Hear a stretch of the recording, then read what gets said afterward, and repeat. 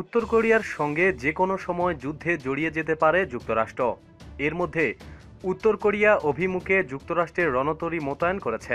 অপরদিকে রণতরী মোতায়েনের পর উত্তর কোরিয়া সেনাবাহিনী প্রথমবারের মতো দূরপাল্লার ক্ষেপণাস্ত্র সহ কুচকাওয়াজ করে নিজেদের শক্তিমাত্রা প্রদর্শন করেছেন।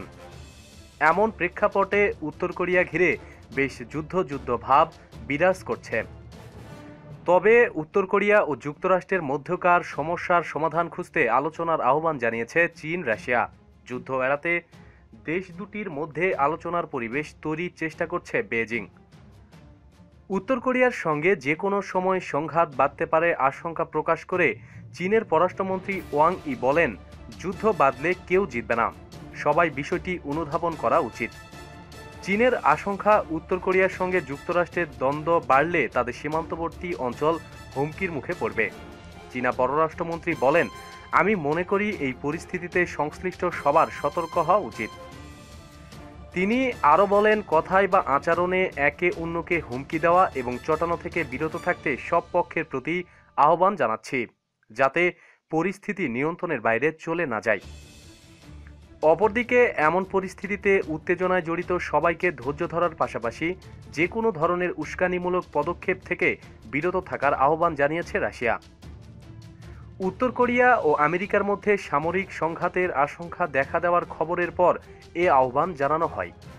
এ ব্যাপারে রুশ প্রেসিডেন্টের মুখপাত্র দিমিত্র পেসকভ ক্রেমলিনে সাংবাদিকদের বলেন, কোরীয় উপদ্বীপের উত্তেজনা বেড়ে যাওয়ার ঘটনায় মস্কো গভীর উদ্বেগ প্রকাশ করেছে এবং আমরা সব দেশকে ধৈর্য ধরার পাশাপাশি প্রতিপক্ষ উস্কানি প্রায় এমন পদক্ষেপ নেওয়া থেকে সবাইকে বিরত থাকার আহ্বান জানাচ্ছি।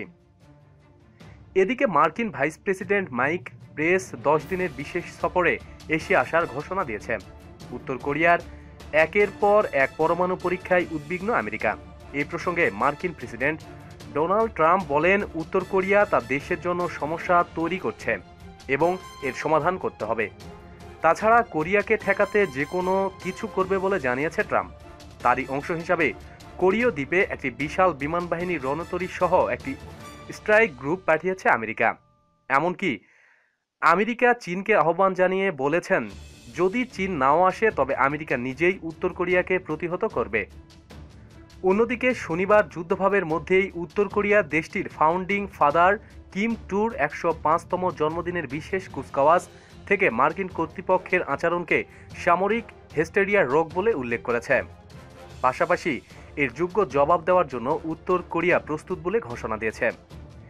বিশেষ করে সিরীয় টমাহক বোমা ব্যবহারের পর যুক্তরাষ্ট্র উত্তর কোরিয়ার বিশেষ কঠোর মনোভাব প্রদর্শন ও বিমানবাহিনী রণতরী প্রেরণের মধ্য দিয়ে দুদেশের সম্পর্ক জটিল হয়ে ওঠে।